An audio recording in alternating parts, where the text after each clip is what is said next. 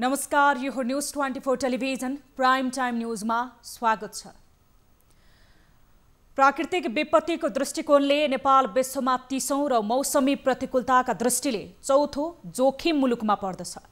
वर्षयाम सुरु भएसँगै प्रत्येक वर्ष बाढी, पहिरो र डुबानका कारण ठूलो धनजनको क्षति हुने गरेको छ। पछिल्लो 24 घण्टामा मात्रै 9 जनाले ज्यान गुमाएका छन् भने 60 जना बेपत्ता छन्। तर न सरकारले नागरिकलाई बचाउन प्रभावकारी उद्धार र राहतको काम गरेको देखिन्छ, न त विपद न्यूनीकरणको लागि ठोस नीति बनाएर कार्यान्वयन गरेको देखिन्छ। बाढी र डुबानको दीर्घकालीन समाधान खोज्नु छेपारोको उखान जस्तै हुँदा प्रभावितको तत्कालीन व्यवस्थापन गर्न नसक्नु पनि वर्षै पिछेको समस्या हो। बाढीले सिनित्त पारेर सबै सिरिखुरी लगेको छ भने पहिरोले घर पुरिएको छ, तर पीडितको कहर घटेको छैन, किनकि सबै पीडितले न्यायोचित रूपमा राहत पाएका छैनन्। के सरकारले ध्यान त्यसतर्फ जानुपर्ने होइन?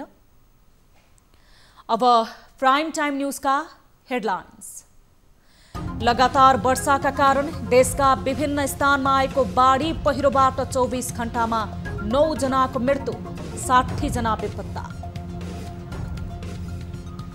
120 दिन लामो लकडाउन अन्त्य गर्ने सरकारको घोषणा। भदौ 1बाट अधिकांश क्षेत्र सञ्चालन हुने, धार्मिक स्थल बन्द रहने। सरकारी कार्यालयहरू चाहिँ अब नियमित रूपमा चल्छन्। सार्वजनिक यातायात पनि अब नियमित रूपमा चल्ने।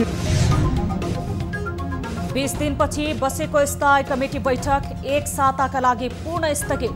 हालको विवाद महाधिवेशनबाट टुङ्गिनेमा प्रचण्ड नेपाल पक्ष सहमत।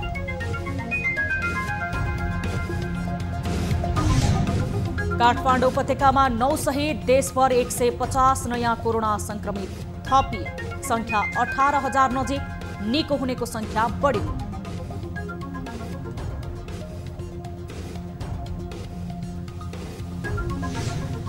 र सर्वोच्च अदालतको आदेश विपरीत जनप्रतिनिधिको मासिक पारिश्रमिक बढाउने तयारीमा कर्णाली प्रदेश।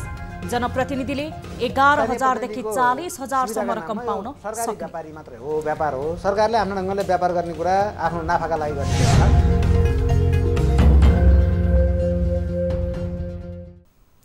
हामी निरन्तर न्यूजमा छौं।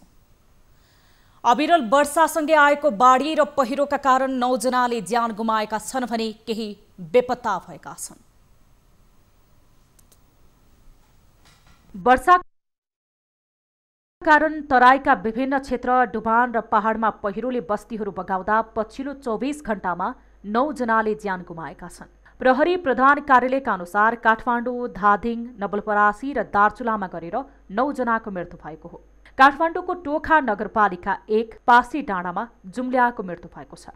त्यस्तै धादिङ त्रिपुरा सुन्दरी गाउँपालिका 6 पहिरोमा परि एकै परिवारमा 25 वर्षीय मिलन खान र 22 वर्षीय श्रीमती सम्झना खान र 3 वर्षीय छोरी अन्जिता खानको मृत्यु भएको छ। नवलपरासी बर्दघाट सुस्ता पूर्व बुलिङटार गाउँपालिका 2 टाँडीमा पहिरोमा परि सोही स्थानका 61 वर्षीय शेरबहादुर नेपाली र उनकी श्रीमती 57 वर्षीय खिलमाया नेपालीको मृत्यु भएको छ। त्यस्तै दार्चुलाको मालिकाजुन गाउँपालिका 8 औडा खानमा बस्ने 35 वर्षीय लक्ष्मी ढोलीको घरमा आएको पहिरोमा परि उनका भाइहरू 24 वर्षीय अर्जुन दर्जी र मिलन दर्जीको मृत्यु भएको छ। त्यस्तै पहिरो र बाढीका कारण धादिङ र चितवन जिल्ला जोड्ने मौवा खोला पुलको पिल्लर पानीले खोल्दा सडकको पिच कटान भएपछि पृथ्वी राजमार्गको सम्पर्क टुटेको छ। यस्तै म्याग्दीको अन्नपूर्ण गाउँपालिका 3 दानाको काभ्रेमा बाढीले बगाएर स्थानीय 65 वर्षीय बलबहादुर गबुर्जा बेपत्ता भएका छन्। यता तनहुको भानु नगरपालिका 9 सिमल गैरामा सोमबार पहिरोले घर पुरिँदा हजुरआमा र नातिनीको मृत्यु भएको छ। मृत्यु हुनेमा 80 वर्षीय तिलमाया धौराली र 15 वर्षीय सीतास्मा धौराली रहेको जिल्ला प्रहरी कार्यालयले जनाएको छ। उता दार्चुलाको नौगाड गाउँपालिका 6 स्थित परिगाउँ खोलामा आएको बाढीले घर बगाउँदा बालिका सहित 2 जनाको मृत्यु भएको छ। मालिकाजुन गाउँपालिका 8 बस्ती औडा खान स्थित लक्ष्मी परिवारको घरमाथिबाट पहिरो खस्दा 2 जनाको मृत्यु भएको छ। यता निरन्तरको वर्षापछि कालीगण्डकी, म्याग्दी, रघुगङ्गा नदीमा आएको बाढीले म्याग्दीको विभिन्न ठाउँमा सडक 3वटा मोटर रेवल र 2वटा झुलुङ्गे पुल तथा 2 ठाउँमा मन्दिर बगाएको छ। सिद्धार्थ राजमार्ग अन्तर्गत पाल्पाको गौडे पुलमा पहिरो खसेकाले सडक अवरुद्ध भएको सडक विभागले जनाएको छ। बाजुराको बुढीगंगा 2 स्थित घट्टे खोलाको 25 मिटर लामो पक्की पुल बाढीले बगाएको छ। पुल बगाएपछि अछाम साँफे बगर बाजुरा मातर्डी सडक अवरुद्ध छ। मनाङको नासो गाउँपालिका 1 को पुल बगाएपछि अछाम साँफे बगर बाजुरा मातर्डी सडक अवरुद्ध छ। मनाङको नासो गाउँपालिका 1 म्यार्दी भेर स्थित बेसी सहर चाँबे सडक खण्डमा ढुङ्गा झरेर सोमबार बिहानदेखि सडक अवरुद्ध भएको छ। गोर्खा 7 किलो र आरुघाट सडक खण्ड पनि अवरुद्ध छ। सोलुखुम्बु दुधकुण्ड नगरपालिका 11 साम्ले स्थित सोलु ओखलढुङ्गा सडक खण्डमा पहिरो खसेर सोमबार बिहानदेखि सडक अवरुद्ध भएको छ। अस्थायी प्रहरी पोस्ट द्रोप्रुका खटिएका प्रहरीले सडक खुलाउने प्रयास गरिरहेको जनाएका छन्। पाँचथर फागुनन्द गाउँपालिका 3 स्थित पाङ्ग्रे भिरमा पहिरो जाँदा मेची राजमार्गको सडक अवरुद्ध भएको छ। सिन्धुलीको कमेरे फाँटमा पहिरो जाँदा यो सडकमा पनि गाडी चल्न सकेका छैनन्। त्यस्तै गोर्खा आबुखैरेनी सडक खण्डको अबुवा 13 किलो ठिङ्गुरेश्वारा खोलखोले लगायतका स्थानमा सडक अवरुद्ध बनेको छ। रूपन्देहीको सिद्धबाबा मन्दिरसँग नजिकैको खोल्सामा ठूला ढुङ्गा सहित झरेको पहिरोले मन्दिरमा सामान्य क्षति भएको छ भने बाटो अवरुद्ध बनेको छ। सिद्धबाबा क्षेत्रमा 10 ठाउँभन्दा धेरै स्थानमा पहिरो गएको छ। उता तनहुको म्याग्दे गाउँपालिका 1 गुनादी र आबु खैरेनी गाउँपालिका 2 स्थित ऐना पहाडमा पहिरो जाँदा पृथ्वी राजमार्ग अवरुद्ध भएको छ। त्यस्तै सिन्धुलीको रोसी र मरिन खोलामा आएको बाढीले सयौं रोपनी खेतीयोग्य जमिन कटान गरेको छ भने मरिन गाउँपालिका 7 को थामी बस्तीमा आधा दर्जन घरहरू पहिरोको उच्च जोखिममा परेपछि सुरक्षित स्थानमा सार्ने काम भइरहेको छ। त्यस्तै चितवनमा नारायणी नदीको बाढीले भरतपुर महानगरपालिकाका 16, 26, 27 र 28 वडाका बस्ती डुबानमा परेको छ।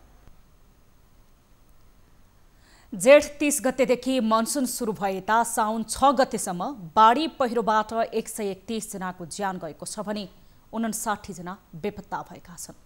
विपत्तिबाट हालसम्म 56 जना घाइते भएका छन्। बाढी पहिरोबाट गत वर्षको तुलनामा यस वर्ष मानवीय क्षति बढी भएको छ।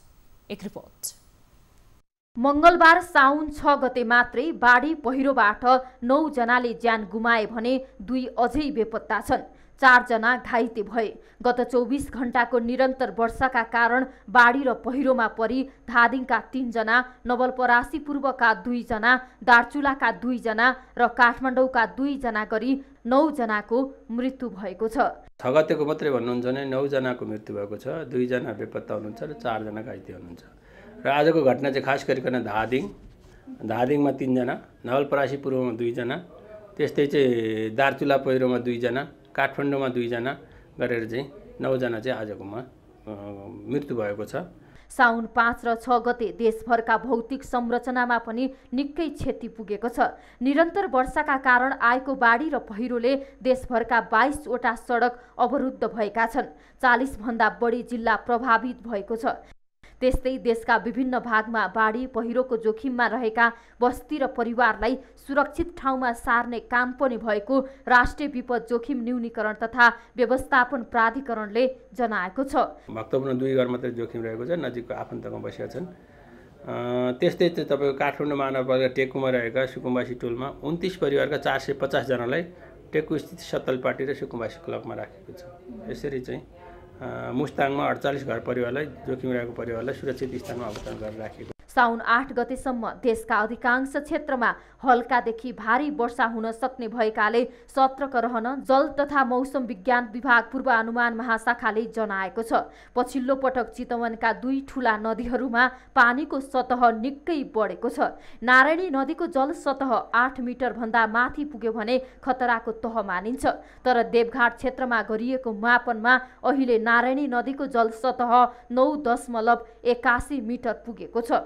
जल सतह अझै बढ्ने क्रममा रहेको बाढी पूर्वानुमान महाशाखाले जनाएको छ। क्यामेरामा एमके श्रेष्ठका साथ टिभी जर्नलिस्ट रिया भण्डारी, काठमाडौँ। यता लगातारको वर्षा र बाढीपछि प्रशासनले नदी तथा खोला किनारामा नजान सर्वसाधारणलाई सचेत गराएको छ। तर नदी किनारामा त्यही उर्लेको भेल र बाढीमा दाउरा निकाल्ने भिड पनि देखिने गरेको छ। बाँकेको राप्ती किनारामा देखिएको एउटा यस्तै दृश्यले झस्काएको छ। एक रिपोर्ट।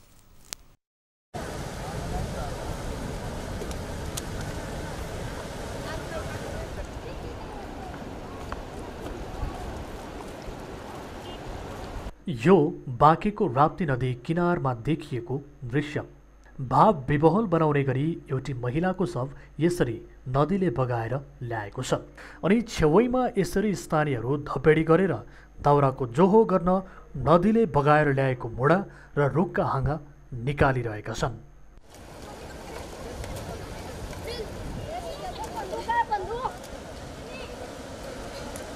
हात र खुट्टा डुबाएको र जिउ तैरिएर बगिरहेको शव नजिकै आएपछि दाउरा झिक्दै गरेका उनीहरू तर्सन्छन् र एकैछिन उनीहरूले दाउरा झिक्न रोक्छन्, तर न उनीहरूले शव निकाल्न प्रहरी प्रशासनलाई खबर गर्छन् न त शव निकाल्ने प्रयास नै।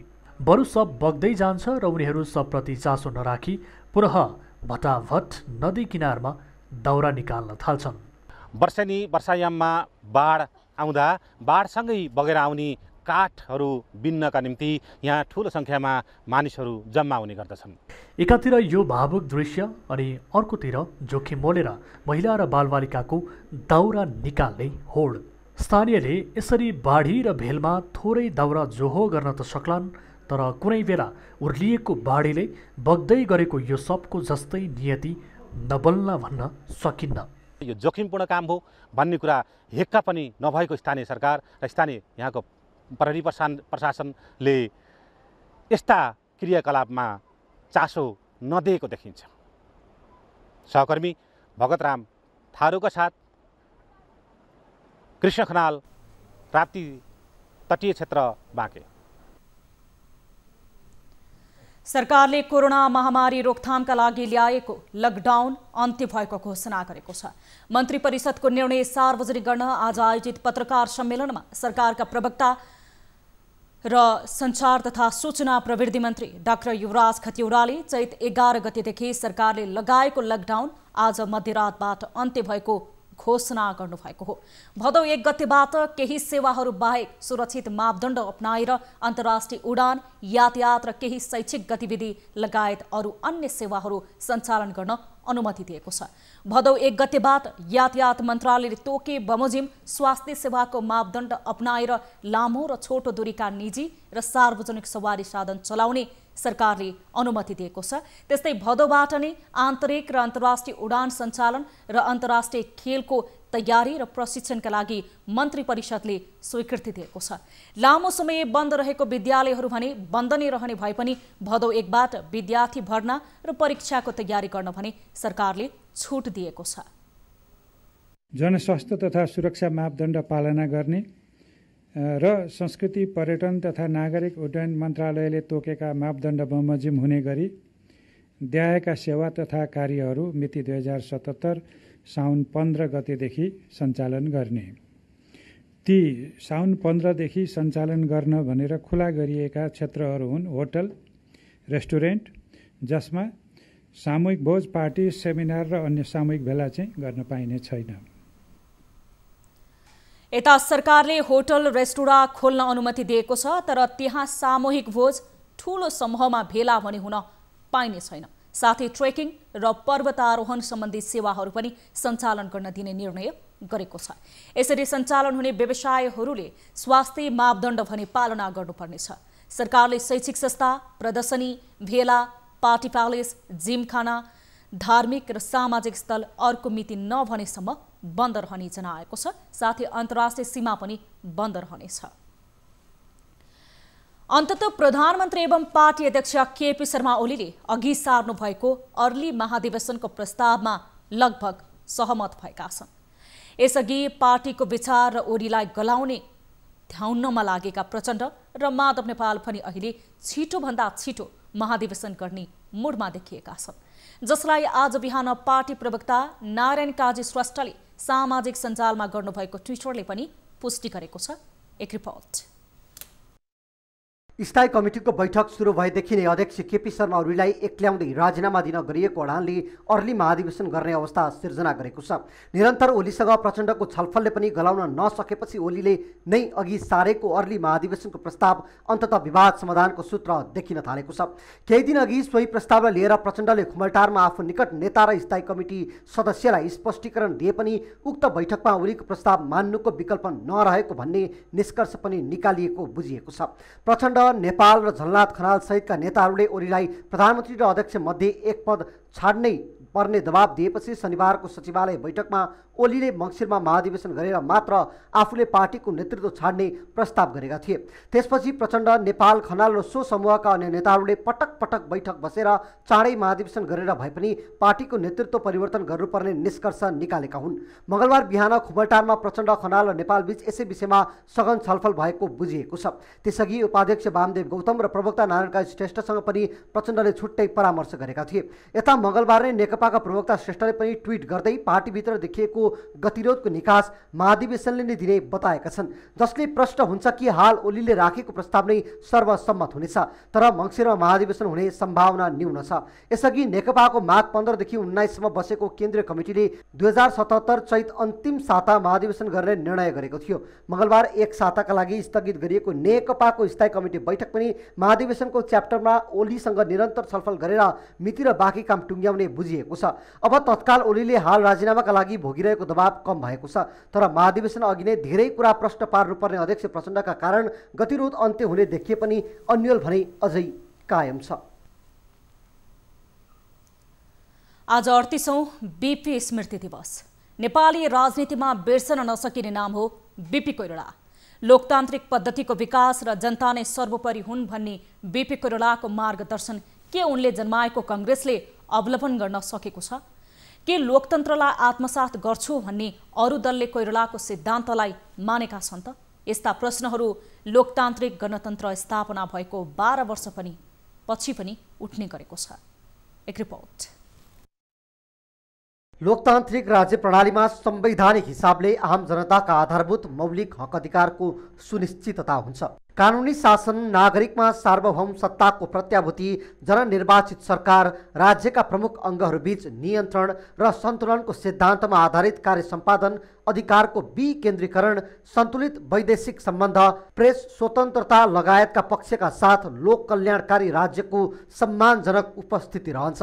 यस्ता अवधारणाका साथ राजनीतिलाई आधुनिकीकरण गर्न बीपी कोइरालाको सर्वाधिक वैचारिक योगदान रहेको यथार्थलाई इतिहासले पुष्टि गरिसकेको छ। बीपीले व्यक्त गरेका राजनीतिक विचारमा मूलतः राष्ट्रियता, प्रजातन्त्र र समाजवाद सम्बन्धी व्याख्या, दृष्टिकोण र विश्लेषण पाइन्छन्। 2033 सालमा बीपी 8 वर्षपछि राष्ट्रिय मेलमिलापका लागि देशवासीलाई आह्वान गर्दै गणेशमान सिंह लगायतका अन्य मित्रसहित नेपाल फर्किए। त्यसबेला नेपालमा विदेशीहरूको हस्तक्षेप बढिरहेकोमा उनलाई चिन्ता थियो। सिक्किम भारतमा विलिन भइसकेको थियो। नेपालको राजनीतिमा विदेशीको प्रभाव क्रमशः बढ्दै गएर यहाँको राष्ट्रियता नै कमजोर बन्न लागिरहेको विश्लेषण उनको थियो। राष्ट्र जोगाउने जिम्मेवारी सम्पूर्ण देशभक्त नेपालीको हो भन्दै कुनै विदेशी तत्त्व वा विदेशी स्वार्थको लागि काम गर्ने राष्ट्र विरोधीले यस देशको राष्ट्रियतामाथि खतरा पुर्याउन सक्नेछन्। त्यस्तो प्रत्यक्ष वा परोक्ष हस्तक्षेप विरुद्ध सबैको ध्यान पुग्नु जरुरी भएको कुरा उनी प्रश्न पार्थे। हाम्रो मुलुक किसान छ, जसले किसानको भलाइ गर्दछ, हलो जोत्ने मान्छेको भलाइ गर्छ, जसले गाउँलाई सिँगार्छ, गाउँमा बस्ने मानिसहरूलाई को भलाइ गर्छ, त्यही समाजवादी हो। हाम्रो समाजवाद भनेको गाउँका जनताको भलाइ जुन नीति र कार्यक्रमले हुन्छ, त्यही नीति चाहिँ नै हाम्रो दृष्टिमा समाजवादी नीति र कार्यक्रम हो। दूरदर्शी नेताका रूपमा परिचित बीपीले नेपालमा कुनै न कुनै प्रकारको रक्तपातपूर्ण घटनाको भविष्यवाणी समेत गरेका थिए, जुन माओवादीद्वारा सञ्चालित हिंसात्मक द्वन्द्वले त्यसको पुष्टि गरेको छ। बीपीका अवधारणा राष्ट्रियता राष्ट्रको सांस्कृतिक जराका आधारमा टिकेको हुन्छ। ती जरा जति फैलदै जान्छन्, राष्ट्रियता रूपी वृक्ष त्यति बलियो र हराभरा हुन्छ। राष्ट्र भनेको भूगोल होइन, माटो होइन, त्यो यथार्थमा जनता हो। अधिकार प्राप्त जनता नै वास्तवमा राष्ट्र हो। यस्ता अवधारणा आजको लोकतान्त्रिक गणतन्त्रमा पुरा भएको छ त? बीपीका दृष्टिकोण जनतालाई अधिकारविहीन बनाएर राष्ट्र वा राष्ट्रियताको वकालत गर्नु भनेको भ्रम फिजाउनु मात्र हो। अधिकार सम्पन्न जनताले मात्रै राष्ट्र र राष्ट्रियताको संरक्षण गर्न सक्छ। राष्ट्रियताको प्रतीक भनेको आम जनता नै हो। कोही व्यक्ति विशेष राष्ट्रियताको प्रतीक बन्न सक्दैन। जनता बिनाको भूगोलले मात्र राष्ट्र बन्न सक्दैन। वास्तविक अर्थमा जनता भन्नु प्रजातान्त्रिक हक अधिकारले सम्पन्न जनता हो र राष्ट्रियताको केन्द्रबिन्दु हो। राष्ट्रियताका अगाडि समूह, गुट वा पार्टी विशेषका दृष्टिकोणहरू गौण रहन्छन्। पार्टीका दृष्टिकोणहरूभित्र राष्ट्रिय सोच हुन सक्छन्, तर ती सोचले आम जनताको भावनालाई प्रतिनिधित्व गर्छ कि गर्दैनन्? यदि गर्दैनन् भने ती पार्टीका चिन्तनभित्र खुम्चिन्छन्। यस्ता अवधारणाहरूमा कङ्ग्रेसभित्रै विचरण आएको छ। अन्य राजनीतिक दलहरू पनि जनताभन्दा गुट र राजनीतिक निहित स्वार्थमा केन्द्रित बन्दा आम जनतामा निराशा बढ्दो छ। नेपालमा कोरोना भाइरसबाट संक्रमित हुनेको संख्या झण्डै 18,000 पुगेको छ। पछिल्लो 24 घण्टामा देशभर 150 जना कोरोना संक्रमित थपिएसँगै संख्या 17,994 पुगेको हो। 5,477 सक्रिय संक्रमितको संख्या छ। मन्त्रालयका अनुसार कोशी अस्पताल विराटनगर प्रयोगशालामा इलामका 2 जना, सप्तरीका 1 जना, प्रादेशिक जनस्वास्थ्य प्रयोगशाला विराटनगरमा मोरङका 3 जनामा संक्रमण पुष्टि भएको छ। यस्तै बीपी कोइराला स्वास्थ्य विज्ञान प्रतिष्ठानमा गरिएको परीक्षणमा झापाका 2 जना, सर्लाहीका 1 जना, उदयपुरका 8 जनामा संक्रमण पुष्टि भएको छ। त्यस्तै जनकपुर प्रयोगशालामा गरिएको परीक्षणमा धनुषाका 29 जना, महोत्तरीका 13 जनामा संक्रमण देखिएको छ। नारायणी अस्पताल पर्सामा 2 जनामा र भरतपुरमा भएको परीक्षणमा चितवनका 4 जनामा संक्रमण पुष्टि भएको छ। किडजन्य प्रयोगशाला हेटौडामा मकवानपुरका 5 जना, धुलीखेल अस्पताल काभ्रेपलाञ्चोकमा 1 जना, रामेछापका 2 जनामा संक्रमण पुष्टि भएको छ। यता पाटन अस्पताल ललितपुरमा भएको परीक्षणमा सर्लाहीका 1 जना, त्रिविशिक्षण अस्पतालमा चितवनका 1 जना, कैलालीका 1 जना, काठमाडौँका 8 जना, महोत्तरी, नुवाकोट र सर्लाहीका 1 जनामा संक्रमण देखिएको छ। स्टार अस्पताल प्रयोगशाला सानेपामा ललितपुरका 1 जनामा संक्रमण देखिएको छ। पोखरा स्वास्थ्य विज्ञान प्रतिष्ठानमा गोर्खाका 3 जना, प्रादेशिक क्षयरोग केन्द्र पोखरामै गरिएको परीक्षणमा म्याग्दी, स्याङ्जा र बागलुङका 3 जनामा संक्रमण पुष्टि भएको छ। रूपन्देही प्रयोगशालामा नवलपरासीका 1 जना, भेरी अस्पतालमा बाँकेका र दाङका 3 जनामा संक्रमण पुष्टि भएको छ। यस्तै सुर्खेत प्रयोगशालामा भएको परीक्षणमा दैलेखका 1 जना, सल्यानका 1 जनामा संक्रमण पुष्टि भएको छ। यता दैलेख प्रयोगशालामा भएको परीक्षणमा दैलेखका 9 जनामा संक्रमण पुष्टि भएको छ। यस्तै चौरजहारीमा गरिएको परीक्षणमा सल्यानका 1 जना, डडेलधुरा अस्पताल प्रयोगशालामा डोटीका 4 जना, सेती प्रादेशिक अस्पताल प्रयोगशालामा भएको परीक्षणमा कैलालीका 3 जना, बझाङका 4 जना, कञ्चनपुरका 20 जनामा संक्रमण देखिएको छ। मन्त्रालयका अनुसार 21,704 जना क्वारेन्टिनमा छन् भने 5,477 जना आइसोलेसनमा छन्। पछिल्लो 24 घण्टामा 609 जना बिरामिनीको भएर घर फर्केसँगै डिस्चार्ज हुनेको संख्या 12,477 पुगेको छ। मन्त्रालयका अनुसार 24 घण्टामा 3,963 जनाको पीसीआर परीक्षण भइसके मुलुकभर 3,19,872 जनाको पीसीआर विधिबाट परीक्षण गरिएको छ। हामीसँग न्युजहरू अझै बाँकी छन्। अहिले लाइभ ब्रेक।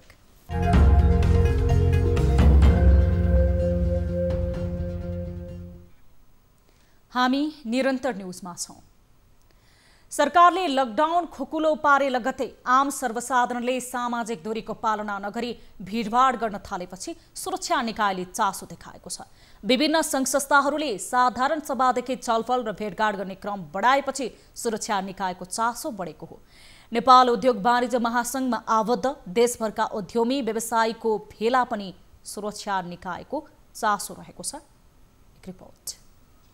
पछिल्लो समयमा बाढी, पहिरो र डुबानको कारण लामो यात्रा तथा हिँडडुल गर्दा सम्भावित जोखिमप्रति गृह मन्त्रालयले गम्भीर चासो देखाएको हो। नेपाल उद्योग वाणिज्य महासंघले साउन 26 र 27 गते हुने भनिएको साधारण सभा सञ्चालनको विषयलाई लिएर पनि गृह मन्त्रालयले चासो देखाएको छ। देशभर बाढी, पहिरो, डुबानको समस्या बढिरहेको हुँदा अनावश्यक हिँडडुल तथा लामो यात्रा गर्दा हुन सक्ने सम्भावित जोखिमप्रति पनि गृह मन्त्रालयले चासो बढाएको छ।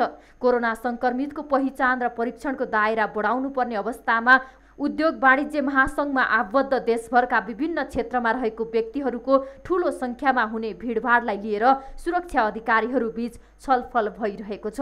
गृह मन्त्रालयले संक्रमण ऐन 2020 अनुसार कुनै व्यक्ति वा संघ संस्थालाई कारबाही हुन सक्ने जनाएको छ। यदि यहाँ जोखिम बढेको छ भन्यो भने उसले सीसीएमसी केन्द्रीय स्तरीय सीसीएमसीलाई र स्वास्थ्य जनसङ्ख्या मन्त्रालयको समन्वयमा तुरुन्तै बन्द हुन सक्छ जोखिम बढेको अनुभूति भयो भने। यदि मास्क नलागिकन बाहिर कोही मान्छे निस्कनु भएको छ भने कानुन भन्यो कारबाही गर्न सुनेको छ हामीले। कानुन भनेको संक्रामक रोग 2020 भनेकै छौँ। संक्रामक रोग 2020 मा कानुनमा कारबाही हुन्छ भने अस्तिदेखि हामी भने छौँ, यहाँलाई भनिरहेको छौँ, सञ्चार माध्यम साथीहरूलाई भनेपछि यति गर्दा पनि मान्छेहरूले मान्नु भएन भने त कानुन त मान्नु पर्यो। नेपाल उद्योग वाणिज्य महासंघले सानेपा स्थित हेरिटेज गार्डनमा गर्ने भनिएको साधारण सभा र चुनावी प्रक्रियाको लागि सरकारसँग स्वीकृतिको लागि अनुरोध गरेको छ। चुनावी प्रक्रिया समेत भएको हुँदा देशभरका उद्यमी व्यवसायी तथा प्रतिनिधिको बाक्लो उपस्थिति हुन सक्ने हुँदा गृह मन्त्रालयले सम्भावित जोखिमलाई चासो देखाएको बुझिएको छ।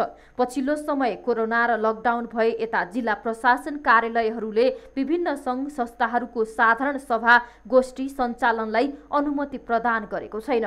कोभिड-19 को कठिन अवस्थामा हुन सक्ने जोखिम र सुरक्षा सतर्कतालाई सुरक्षा अधिकारीहरूले विभिन्न तहमा छलफल गरिरहेका छन्। सुरक्षा निकायको चासो र सामाजिक दूरी पालना गर्न सरकारले चासो देखाएको अवस्थामा उद्योग वाणिज्य महासंघको चुनावी प्रक्रिया पनि अन्यल परेको छ। स्थानीय तहहरूले सर्वोच्च अदालतको आदेश विपरीत जनप्रतिनिधिहरूको मासिक पारिश्रमिक लिने तयारी गरेका छन्। कर्णाली प्रदेशका स्थानीय तहहरूले जनप्रतिनिधिहरूको मासिक तलब लिन गरी कानुन बनाउन थालेका छन्। एक रिपोर्ट। कर्णाली प्रदेशका स्थानीय तहले जनप्रतिनिधिलाई मासिक 11 देखि 40 हजारसम्म तलब दिने गरी कानुन बनाउने तयारी थालेका छन्। कर्णाली प्रदेशका 3वटै तहमा गरी झण्डै 4016 जनप्रतिनिधि रहेका छन्। जनप्रतिनिधिहरूको मासिक पारिश्रमिकको व्यवस्था संविधानमै नरहेको सर्वोच्च अदालतले व्याख्या गर्दै नलिन आदेश दिएको थियो। तर कर्णाली प्रदेशका स्थानीय तहहरूले यो आदेश र कानुनको धज्जी उडाएका छन्। प्रदेशले बनाएको सुविधा सम्बन्धी ऐनमा विभिन्न शीर्षक बनाएर रकम उल्लेख। जिल्ला समन्वय समितिका प्रमुखलाई रु 40,000, उपप्रमुखलाई रु 35,000, नगर प्रमुखलाई रु 38,000, नगर उपप्रमुखलाई रु 32,000, गाउँपालिका अध्यक्षलाई रु 33,000 र उपाध्यक्षलाई रु 28,000। त्यस्तै सदस्यहरूलाई 12,500 रुपैयाँ, नगरपालिकाका वडा अध्यक्षलाई 22,000, गाउँपालिका वडा अध्यक्षलाई 20,000, नगर कार्यपालिका सदस्यलाई 11,500, नगरसभा सदस्यलाई 6,500, गाउँ कार्यपालिका सदस्यलाई 10,500 र गाउँसभा सदस्यलाई 5,500 रुपैयाँ तोकिएको छ। यसरी जनप्रतिनिधिलाई मासिक पारिश्रमिक दिने हो भने वार्षिक 55 करोड 50 लाखभन्दा बढी खर्च हुने देखिन्छ। तर कर्णाली प्रदेशका स्थानीय तहको आर्थिक वर्ष 2075-76 को आम्दानी भने 50 लाख रुपैयाँ मात्र छ। राजस्व बाँडफाँडको पैसा चाहिँ यो प्रदेश लेखालाई 40-60 को जुन रेसियो छ त्यसमा चाहिँ यो अब 2076-77 मा चाहिँ सबै स्थानीय तहबाट आउनुपर्ने हो हैन। तर खासमा चाहिँ यो सबैबाट नआएर चाहिँ यो सुर्खेत जिल्लाको पञ्चपरिवार मात्रै आएको छ। यो चाहिँ 2000 जेठ 32 सम्म हो र समग्रमा असारमा प्राप्त नभएको भएर यो असार मसान्तसम्मकै हो हैन। त्यसमा चाहिँ ढुङ्गागिरीबाट हालसम्म प्राप्त भएको प्रदेश लेखा नियन्त्रक कार्यालय प्राप्त भएको रकम भनेको 13,14,172 रुपैयाँ मात्र प्राप्त भएको छ। जनप्रतिनिधिको सेवा सुविधा सम्बन्धी ऐन मासिक पारिश्रमिकदेखि बैठक भत्ता, चाडबाड खर्च, यातायात खर्चदेखि टेलिफोन खर्चसम्मका शीर्षकहरू राखिएका छन्। आफै कानुन बनाएर आफै सुविधा लिने जनप्रतिनिधिको कार्य विकृति भएको जानकारहरूको भनाइ छ। स्थानीय प्रतिनिधिको सुविधाका नाममा यो सरकारी व्यापारी मात्रै हो, व्यापार हो। सरकारले आफ्नो ढङ्गले व्यापार गर्ने कुरा आफ्नो नाफाका लागि गर्ने कुरा होला। यो खास जनताका हितमा र उपयुक्त छ। यसअघि पनि सर्वोच्च अदालतको संवैधानिक इजलासले स्थानीय तहका जनप्रतिनिधिले मासिक पारिश्रमिक लिन गरी बनाएको कानुन अवैधानिक भएको भन्दै खारेज भएको थियो। संविधान र सर्वोच्चको व्याख्या छलेरै कानुन बनाई सुविधा दिएको पाइएको छ। सुर्खेतबाट टिभी जर्नलिस्ट निर्मल प्याकुरेलको रिपोर्ट। प्रधानमन्त्री केपी शर्मा ओली सुशासन र सहज सरकारी सेवाको कुरा छुटाउँदैनन्, तर जनताले प्रत्यक्ष सेवा दिने सरकारी कार्यालयहरूबाट सहज सेवा पाउनु अनौठो बन्न थालेको छ। हेटौडा उपमहानगरपालिका वडा नम्बर 9 मा रहेको भेटनरी अस्पताल तथा पशु सेवा विज्ञ केन्द्र यस्तै उदाहरण बनेको छ। एक रिपोर्ट। सरकारले बिहान 10 बजेदेखि साँझ 5 बजेसम्म सरकारी कार्यालयहरूले काम गर्नुपर्ने समय तोकेको छ। तर कतिपय कार्यालयहरू समय अगावै कर्मचारी विहीन हुन्छन्। समय मंगलबार अपराह्न 4:30 बजे। स्थान हेटौडा उपमहानगरपालिका वडा नम्बर 9 मा रहेको भेटनरी अस्पताल तथा पशु सेवा विज्ञ केन्द्र। यो कार्यालयमा पुग्दा एकजना मात्रै कर्मचारी भेटिएका छन्। पशुपन्छीहरूको औषधि गर्ने सो अस्पतालमा एकजना सहायक स्तरका कर्मचारी मात्रै कार्यालयमा भेटिए। उनलाई हामीले सोधेको कर्मचारी खोइ भन्ने प्रश्नमा आफूलाई थाहा नभएको जवाफ दिए। कति बजे आयो त? 4:30 भयो। अनि फेरि को पनि कार्यालयमा कर्मचारी हुनु होइन, सरहरू उता क्वार्टरमा जानुभएको छ क्या सर। अनि यहाँ चाहिँ अरू सरहरू चाहिँ निर्देशनलाई जानुभएको छ। यो फ्यान छ, यो सार्वजनिक संस्था हो, सार्वजनिक कार्यालय हो, तर कार्यालयमा कोही पनि छैन, फ्यान निर्बाध रूपमा चलिरहेछ। यो कार्यालयका कर्मचारीले आजको हाजिर भने गरेका छन्। यस विषयमा कार्यालय प्रमुख सुशील केसीले कर्मचारीहरू निर्देशनालयको कामले बाहिर गएको भन्दै ढाकछोप गर्ने व्यस्त रहे। उहाँहरू चाहिँ अहिले निर्देशनालय जानुभएको, छुटले चाहिँ के अरे फुलबक्सले बाँकी रहेको, नत्र बन्द नै गर्ने। हामी पुग्दा लेखा प्रमुखको कोठा बन्द थियो। यहाँ पनि कार्यालय प्रमुख केसीले बचाउ गरे। लेखाको म्याडम चाहिँ बिदा लिएर बस्नुभएको छ। आज मात्रै बिदा छ यहाँ। बिदा उहाँले मौखिक गर्नुभयो, बिहान गरेर म आउँदिनँ भनेर बिदा लिएर बस्नुभएको छ। मौखिक मात्रै? मौखिक। कृषक तथा सर्वसाधारणले पालेको पशुपन्छी बिरामी हुँदा उपचार गर्ने यो अस्पतालमा समयमा कर्मचारी नभेटिँदा नागरिकहरूलाई समस्या पर्ने गरेको छ। अब प्रशान्त ठाकुरका साथमा फटाफट न्यूज।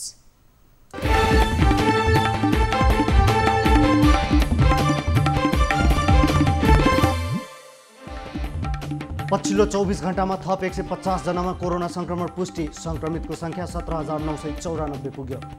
24 घण्टामा 609 जना संक्रमण मुक्त। हालसम्म डिस्चार्ज हुनेको संख्या 12,477 पुग्यो।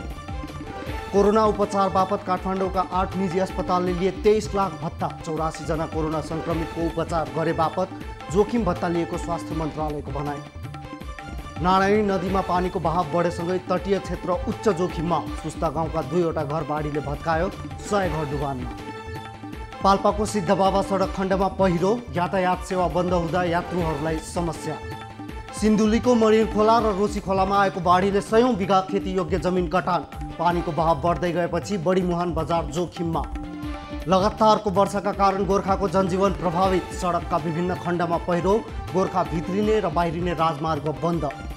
निरन्तरको वर्षाका कारण पृथ्वी राजमार्ग अन्तर्गत तनहुँ सडक खण्ड भाँसियो। सडक खण्ड भाँसिएपछि सवारी साधनको आवत जावत बन्द। दार्चुलाको महाकाली राजमार्ग 2 दिनदेखि अवरुद्ध। तटबन्धबाट यातायात सञ्चालन गर्ने तयारी हुँदै। लगातारको वर्षाका कारण सप्तकोशीमा पानीको बहाव उच्च। कोशी ब्यारेज कहाँ 40वटा ढोका खोलियो। ताप्लेजुङको तमोर नदीमा आएको बाढीले ओलाञ्चुङ गोलाका 2वटा पुल बगाए। पुल नजिक राखिएको चिनिया ठेकेदारको गाडी पनि बगायो। मोरङको केराबारी गाउँपालिका 6 का एक स्थानीयको डाले खोलाले बगाएर मृत्यु हुनेमा 55 वर्षीय जित बहादुर मगर। लगातारको वर्षाले पाल्पामा जनजीवन प्रभावित। विभिन्न ठाउँमा गएको पहिरोका कारण सिद्धार्थ राजमार्ग सहित अन्य सडक मार्गहरूमा यातायात ठप्प। झापाको कन्काई नदीमा आएको बाढीले झापा गाउँपालिका 1 को तटबन्ध भत्कायो। बाढीले 2 बस्ती डुबानमा। लगातारको वर्षाका कारण बाढीमा परी प्रदेश 2 का 69 घर परिवार विस्थापित। 2 जना बेपत्ताको खोजी हुँदै। नारायणी नदीमा पानीको बहाव बढ्दै। पानीको बहाव बढेसँगै भरतपुर महानगरपालिकाका 4वटा वडाहरू डुबानमा। कर्णाली प्रदेशमा 3 महिना यता बाढी पहिरोमा परि 25 जनाको मृत्यु, 23 जना घाइते। काठमाडौँको टोखा नगरपालिकामा पहिरोले पुरिएर 2 बालबालिकाको मृत्यु। विराटनगर स्थित मदरसाका मौलवी विरुद्ध 2 जना छात्रालाई यौन दुर्व्यवहार गरेको आरोप। जिल्ला अदालत मोरङमा मुद्दा दर्ता। जनकपुरधाम उपमहानगरपालिकाले नगरको सफाइमा ध्यान नदिएको भन्दै युवाहरू आक्रोशित। नगरको फोहोर उठाएर उपमहानगरको मूल ढोकामा थुपारे। कैलालीको घोडाघोडी नगरपालिकाको गाडीमा आगजनी। गाडीमा अज्ञात समूहले आगजनी गरेको प्रहरीको भनाइ। साताको तेस्रो दिन पनि शेयर बजार परिसूचक नेप्सेमा अत्याधिक उतार चढाव। 15 अङ्कले घट्दै बजार बन्द। चीनमा कोरोना संक्रमणका कारण बन्द रहेका फिल्म हल खुले। 10 मिनटमै 1 लाख टिकट बिक्री।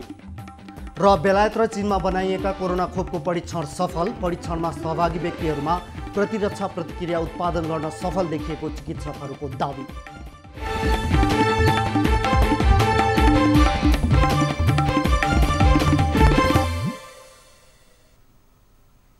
अब एउटा रोचक प्रसङ्ग। टेलिभिजनमा प्रत्यक्ष प्रसारणमा समाचार वा कार्यक्रम प्रस्तुत गरिरहँदा कहिलेकाहीँ निकै अप्ठ्यारा तथा अनौठा घटनाहरू हुने गर्दछन्। हालै युक्रेनमा मरिस्का पाडालका नाम गरेकी एक महिला पत्रकारले यस्तै अकल्पनीय स्थितिको सामना गर्नु परेको छ। टेलिभिजनमा प्रत्यक्ष प्रसारणका क्रममा समाचार वाचन गरिरहेको बेला उनको एउटा दाँत फुस्किएर हातमै पर्दा समेत सम्हालिएर समाचार पूरा गरेको दृश्यले दर्शकलाई भावुक बनाएको छ। समाचार पढिरहँदा उनको अगाडिपट्टि माथिल्लो भागको एउटा दाँत झरेको थियो। दाँत झरेपछि उक्त दाँतलाई उनले हातमा लिइन्। एक्कासी दाँत फुस्किँदा र थोते भएर समाचार पढिरहँदा समेत उनको अनुहारमा कुनै बदलाव देखिएन र उनले स्वाभाविक रूपमा समाचार रिपोर्टको वाचन पूरा गरिन् र उनले उक्त घटनाको भिडियो आफ्नै इन्स्टाग्राममा अपलोड गरेकी छन्, जहाँ उनले लेखेकी छन्, यो मेरो समाचार वाचिकाको रूपमा 20 वर्ष काम गर्दाको सबैभन्दा अनौठो अनुभव हो। उनले 10 वर्ष अघि आफ्नी छोरीले खेलाइरहेको घडी आफ्नो दाँतमा ठोकिँदा कमजोर बनेको दाँत अहिले आएर समाचार पढिरहेको बेला झरेको बताएकी छन्। दाँत झर्दा समेत नआत्तिकन समाचार पूरा गर्ने ती समाचार वाचिकाको भिडियो सोशल मिडियामा भाइरल बनेको छ। प्राइम टाइम न्यूज सक्नु अघि अहिलेसम्मका हेडलाइन्स पुनः एकपटक। लगातार वर्षाका कारण देशका विभिन्न स्थानमा आएको बाढी पहिरोबाट 24 घण्टामा 9 जनाको मृत्यु, 60 जना बेपत्ता।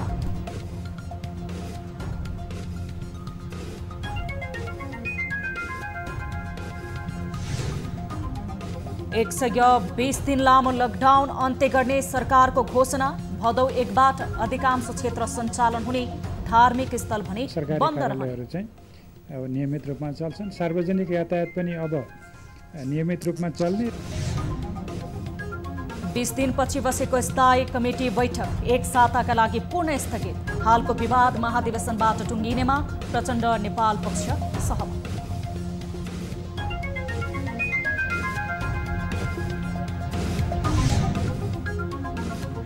काठमाडौँ उपत्यकामा 9 सहित देशभर 150 नयाँ कोरोना संक्रमित थपिए। संख्या 18,000 नजिक, निको हुनेको संख्या पनि बढ्यो।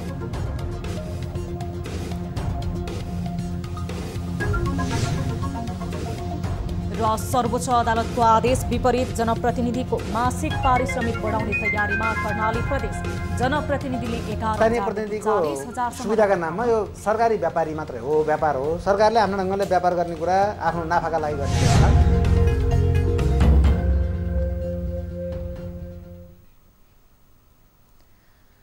प्राइम टाइम न्यूज हेडलाइन यति नै। जाँदा जाँदै ताली र गालीका लागि हामीले सोधेको प्रश्नको अन्तिम मत परिणाम, यसपछि प्रसारण हुने कार्यक्रम सीधा कुरा जनतासँग हेर्न सक्नुहुनेछ। थप न्यूजको लागि हाम्रो वेबसाइट www.news24nepal.com हेर्न नभुल्नुहोला। साथै तपाईले हामीलाई फेसबुक, ट्विटर र युट्युबमा पनि फलो गर्न सक्नुहुनेछ। यस्तै मोबाइल, भाइबर र इमेलबाट न्यूज24 टेलिभिजनको हेल्प डेस्कमा कुनै समस्या र गुनासो छन् भने प्रत्यक्ष रूपमा सम्पर्क राख्न सक्नुहुनेछ। हामी निरन्तर न्यूजमा छौं। नमस्ते।